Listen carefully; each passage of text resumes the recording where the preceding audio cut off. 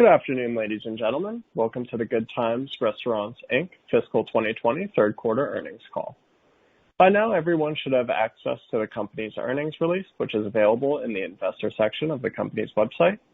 As a reminder, a part of today's discussion will include forward-looking statements within the meaning of federal securities laws. These forward-looking statements are not guarantees of future performance, and therefore you should not put undue reliance on them. These statements are also subject to numerous risks and uncertainties that could cause actual results to differ materially from what we expect, and therefore investors should not place undue reliance on them, and the company undertakes no obligation to update these statements to reflect the events or circumstances that might arise after this call. The company refers you to their recent SEC filings for a more detailed discussion of the risks that could impact our future operating results and financial conditions, including risks related to the COVID-19 pandemic. Lastly, during today's call, the company will discuss non-GAAP measures which they believe can be useful in evaluating our performance. The presentation of this additional information should not be considered in isolation or as a substitute for results prepared in accordance with GAAP, and reconciliation to comparable GAAP measures available in our earnings release. And now I would like to turn the call over to Ryan. Please go ahead, sir. Thank you, Grant. I would like to thank all of you for joining us on the call today. The past few months have been interesting to say the least, and I'd like to start by offering my thanks to the entire team here at Good Times, including our hourly and management team members at both our Good Times and Bad Daddy's restaurants, as well as our restaurant support team. I'm so thankful to work with a team with such capability and grit. Though an unprecedented challenge to the business, this pandemic has served as a catalyst to help bind the team and align us towards a common goal of developing relevant restaurant concepts and operating those restaurants profitably. At the outset of the pandemic here in the U.S., we took immediate actions as we discussed on our last call. Throughout the quarter, as our sales increased and conditions improved, and upon the receipt of PPP funds, we restored pay to employees, rehired individuals to handle our increased sales, but also used the opportunity to make permanent changes in our business that would benefit us in the long run. One good example of this is with our menu at Bad Daddy's. Upon resuming dining room service, we initially retained a very condensed menu that served us well in a carry-out and delivery-only model. Recently, though, we've added back a few items to our menu, such as our signature deviled eggs, our house-made black bean burger, and our bacon queso, based upon customer demand. We additionally added salmon and Beyond Meat patties to round out our protein options, and mac and cheese as a side item, which had been tested successfully pre-pandemic and was originally scheduled to launch in April. At the same time, we've made the decision to forego returning items to the menu, such as our house-made slaw, shoestring fries, and tuna patties, which were all labor-intensive and very low indexing in sales. And while we're being very conscientious about adding labor-intense items to our menu at Bad Daddy's, our focus on our craft and our house-made ingredients remains. We still hand-cut our traditional fries, hand-bread our fried chicken, and make our house-made American cheese all inside the four walls. At Good Times, we've seen strong sales as a result of customer preference for the safety and speed of the drive-thru, and those sales increases have translated into stronger leveraging of labor and rents. We had worked to simplify our menu at Good Times with the goal of improving our drive-thru speed performance, and though we had made some strides there, more work remains to be done. Despite record levels of unemployment, we found hiring to staffing PARs still to be challenging, which, although translating into stronger margins, caused us to fall short of our drive-thru speed performance goals during the quarter. We continue to believe that speed, coupled with a high-quality product, is essential to Good Times' long-term sales and traffic growth. Rather than expanding our menu significantly, we believe that having a focused core menu of differentiated items that we can execute lights out is the right long-term strategy. We've continued with our media mix, heavily weighted towards radio, though are increasingly testing digital advertising approaches, including more targeted social advertising. Throughout the quarter, we were able to keep our beef supply in check, and though we are committed to serving fresh beef, we did build frozen safety stock of our custom grind for each concept as insurance in case of processing plant shutdowns or ordering shortfalls. Pricing escalated significantly through the quarter, and though moderating somewhat, remains elevated compared to long-term price levels. We've redesigned our staffing models, so both concepts will be more efficient than they were previously. Our June quarter includes a significant portion of time when our dining rooms were closed completely at Bad Daddy's, and therefore with significantly reduced service staff, and with reduced staffing at Good Times that accompanied the hiring challenges. Rehiring that staff as our dining rooms opened and increasing staff at Good Times as our sales increased to better achieve our speed targets have moderately increased our labor costs from the third quarter. If we were to temporarily revert to a delivery and carry-out model again under government regulations, we would likely retain a greater number of staff than we did in the June quarter to eliminate the operational challenges that accompanied rehiring positions. Let's review this quarter's results.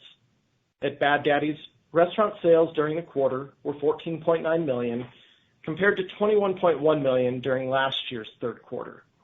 We had approximately 52 more store weeks this quarter versus the same quarter last year, offset by reduced traffic accompanying closed and reduced capacity dining rooms associated with the COVID-19 pandemic.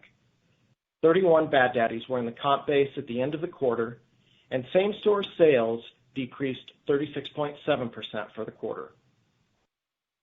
Cost of sales at Bad Daddy's were 26.4% for the quarter, a 240 basis point decrease from last year's quarter, and the result of higher average menu pricing associated with a greater share of sales through our third-party delivery services and lower year-over-year beef pricing in April and May, offset by higher year-over-year beef pricing during the month of June.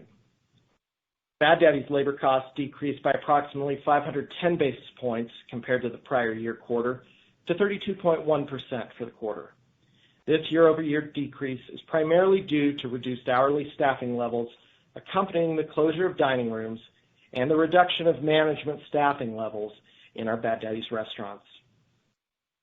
Overall, restaurant-level operating profit, a non-GAAP measure, for Bad Daddy's was $2.3 million for the quarter, or 15.4% of sales, compared with $3.4 million, or 16.0% last year. This is due to a combination of sales deleverage and a higher mix of delivery sales driving increased delivery commissions, partially offset by improvements in cost of sales and labor. Restaurant sales at Good Times increased to $9.3 million, driven by the strong positive comparable sales during the months of May and June, partially offset by initial sales declines during the month of April. Overall, same-store sales increased 11.9% for the quarter. Food and packaging costs for Good Times were 30.1% for the quarter, a decrease of 30 basis points compared to last year's quarter. As we discussed last quarter, Good Times has continued to benefit from higher menu pricing and improvements in product waste. Similar to our comments on Bad Daddy's, beef pricing increased throughout the quarter and remains elevated during our fourth fiscal quarter. Total labor costs for Good Times decreased to 28.1% from 34.9% for the quarter last year. This is the result of leveraging increased sales, our focus on staffing for volume, and our speed of execution focus, which has improved labor productivity, as well as the benefit of a slight level of understaffing relative to our staffing model. Good Times restaurant-level operating profit increased nearly $1.1 million for the quarter. As a percent of sales, the restaurant-level operating profit increased by 950 basis points versus last year to 27.2% as a percent of sales, due primarily to higher sales accompanied by lower cost of sales, lower cost of labor, partially offset by higher costs associated with delivery commissions. General and administrative expenses were $1.7 million during the quarter, or 6.9% as a percent of total revenues. This represents a decrease of approximately $0.4 million versus the prior year quarter and a 20 basis point decrease on a percent of sales basis.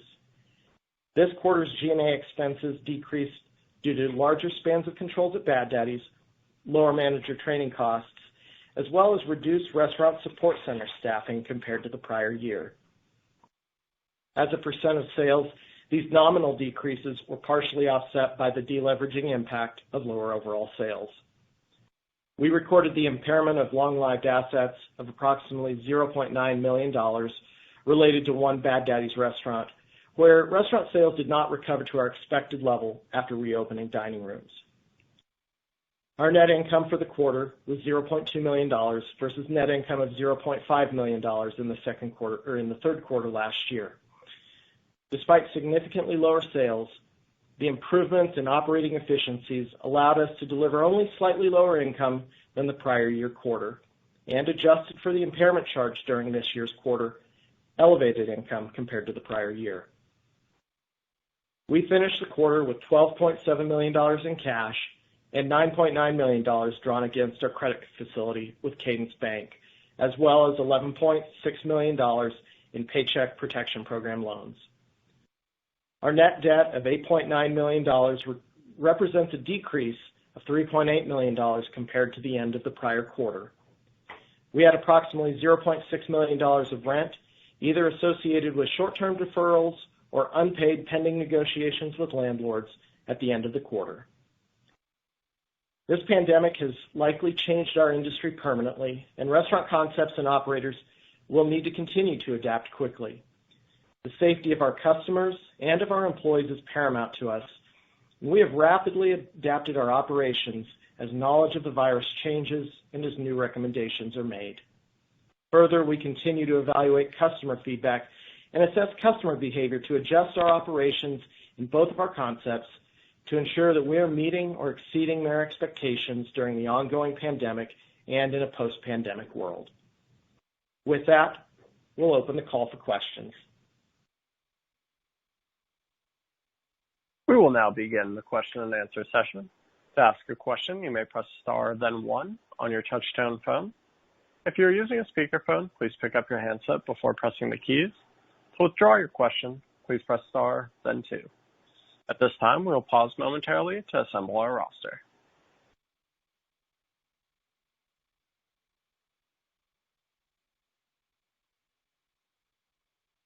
Again, if you'd like to ask a question, it is star then one to ask a question.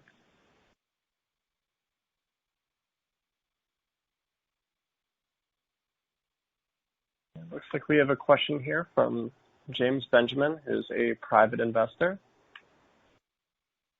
Please go ahead. Great. Hey guys, thanks for taking my call. So I just had a couple of quick questions. Regarding the PPP loans, do you have any idea as to how long the process is to whether or not you'll be able to forgive a portion or possibly all of that balance?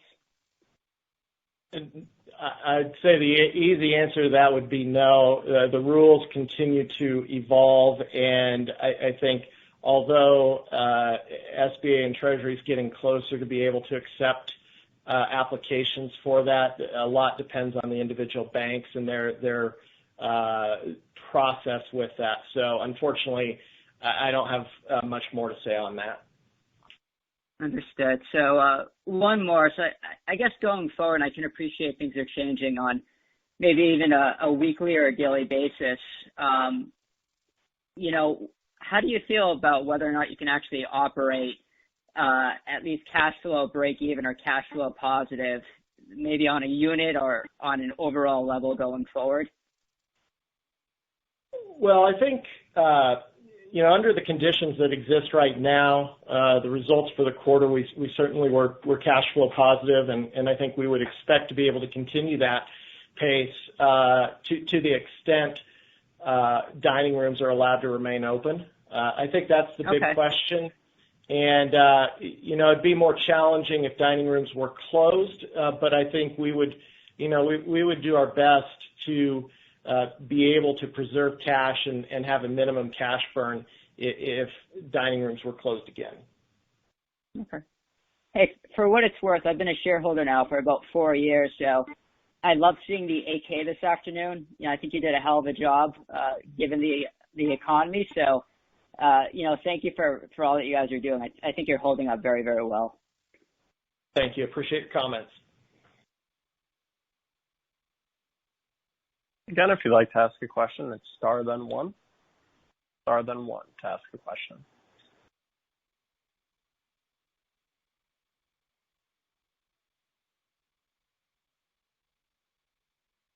Well, I'm showing no further questions at this time, so this will conclude our question and answer session. I would like to turn the conference back over to Ryan Zink for any closing remarks. Thank you. Once again, I'd like to thank our team members and the leadership within our company for their amazing attitudes, their dedication, and their stellar performance as we've continued to provide amazing food and genuine hospitality to our guests at both concepts during these unique times. With that, we'll conclude today's call. Thank you all for joining us today. Please stay safe and healthy. The conference has now concluded. Thank you for attending today's presentation. You may now disconnect.